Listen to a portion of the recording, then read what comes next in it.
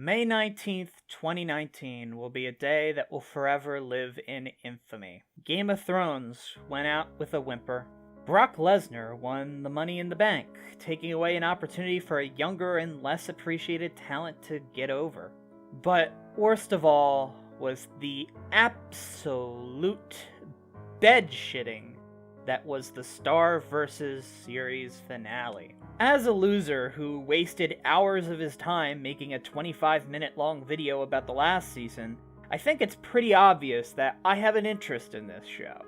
And at first I assumed that I was going to do another video covering the whole season like I did with the last one.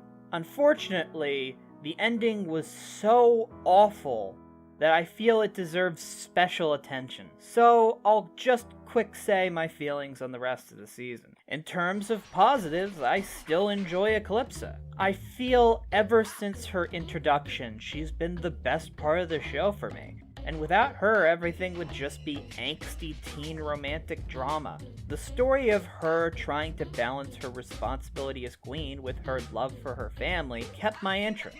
She is far from perfect, often hurting her own reputation, forgetting her own duties as queen, and underestimating the negative impact her leadership has on the humans.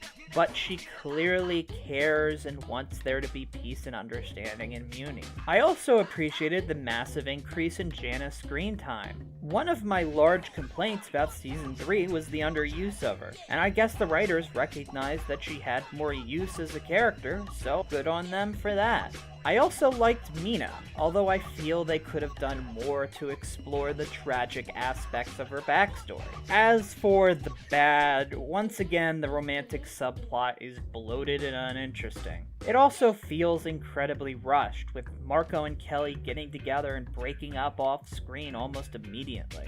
What was even the point of the two of them getting together if they weren't going to do anything with them? Now let's get to the exact point everything starts going horribly wrong. Right here. Moon's betrayal was a horribly thought out plot twist for the sake of cheap drama that didn't mean anything after a few episodes. Let's examine everything wrong with this twist. First of all, Moon betraying Eclipsa like this feels completely out of character. She was the first person besides Star to give her a chance and helped her uncover the lies of the Magic High Commission. Moon witnessed for herself Eclipsa trying to convince her daughter to give up on the throne. Then when Moon finally returned, Eclipsa burst out in tears and apologized for her actions. Sure, Moon was hesitant about helping her and ultimately decided to leave and live out in the forest with River, but she still supported Star assisting Eclipsa. In the end, I guess none of that meant anything because Moon just wanted to take Eclipsa's title and force her and her family into exile in a different dimension. And she did all this because she's still mad at Eclipsa over getting stuck in the magic dimension, even though Eclipsa was acting to protect her daughter, didn't know what was going to happen as a result, supported Star's search for her, and sincerely apologized for it, and she was only separated from her family for like a few months. And during that time, she was blissfully unaware that she was away from her family. Then factor in that her actions would undo everything that Star tried to accomplish over the course of the last 2 seasons, and almost got her killed, and there is essentially zero justification for her to do what she did. For someone who was so driven by her family, she either didn't care about her daughter's safety, or was too stupid to see that this would put her in harm's way. And we can't forget the fact that she was enough of an idiot to think it was a good idea to give a genocidal maniac an army and expect her to not attempt to kill people. You can't even say she did it for the sake of the kingdom, because the humans who lost their homes after Eclipsa's takeover, the ones who were suffering the most under Eclipsa, were turned into Solarian warriors by Moon. It's been stated before that the process of becoming a Solarian warrior typically results in death, which is why Mina is the only one still alive, and despite the dangers, she did this to all of these people. What else can I say other than fuck Moon? And I thought that this was going to be the low point. I thought that there was no way in hell this could get any worse. But oh, how foolish I was. So, in order to defeat Mina, Star throws a temper tantrum and then destroys magic. To give you an idea of how catastrophic of a decision this is, imagine suddenly planets throughout an entire multiverse losing an important source of energy and technology. Societies would collapse, billions across countless planets would suffer and die. Without magic, dimensional travel is impossible, meaning that families and friends are forever separated. Then there are magic beings, many of whom were characters that we got to know and like. Hekapoo, Glossaric, all the spells within the wand, including children, and many others, dead. And the worst part isn't even the action itself. It's the extreme downplaying of the consequences. Hekapoo, when told she won't survive magic being destroyed, just shrugs it off as if she doesn't care about her own life. Ponyhead tells patronizing stories of how happy the characters who are separated from their friends must be despite how awful the situation is. Speaking of Ponyhead, shouldn't magic being destroyed make her unable to fly? I guess the writers just thought Star having to deal with the fact she crippled her best friend for life would have been too much.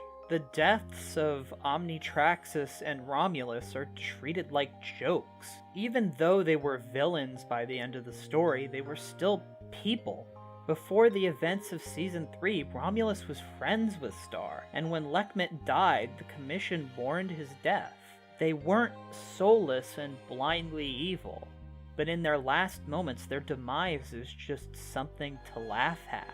Glossaric telling Star that she made the right decision even though Eclipse's idea would have likely resulted in far less casualties. It's as if the writers are telling us, don't worry about it.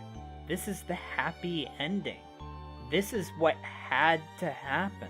Everyone just letting Mina run away even though she's the whole reason they decided to do this in the first place. Moon being completely forgiven, even though none of this stuff would have happened if it wasn't for what she did.